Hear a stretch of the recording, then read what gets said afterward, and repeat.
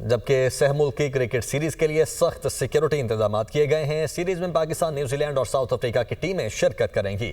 वजारत दाखिला ने 5 से 10 फरवरी के लिए आर्मी और रेंजर्स की तैनाती की मंजूरी दे दी है।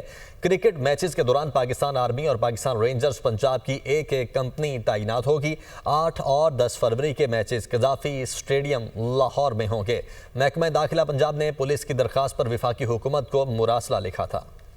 जबकि सहमुल्की क्रिकेट सीरीज के लिए सख्त सिक्योरिटी इंतजाम किए गए हैं। सीरीज में पाकिस्तान, न्यूजीलैंड और साउथ अफ्रीका की टीमें शिरकत करेंगी।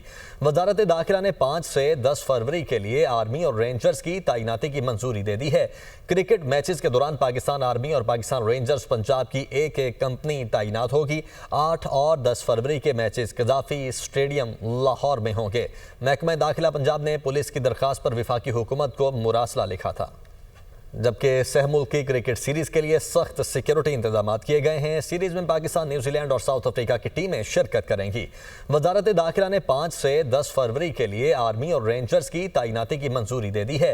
क्रिकेट मैचेस के दौरान पाकिस्तान आर्मी और पाकिस्तान रेंजर्स पंजाब की एक एक कंपनी तैनात होगी। 8 और 10 फरवरी के मैचेस कजाफी स्टेडियम लाहौर में होंगे। महकमा दाखिला पंजाब ने पुलिस की दरख्वास्त पर वफाकी हुकूमत को मुरासला लिखा था।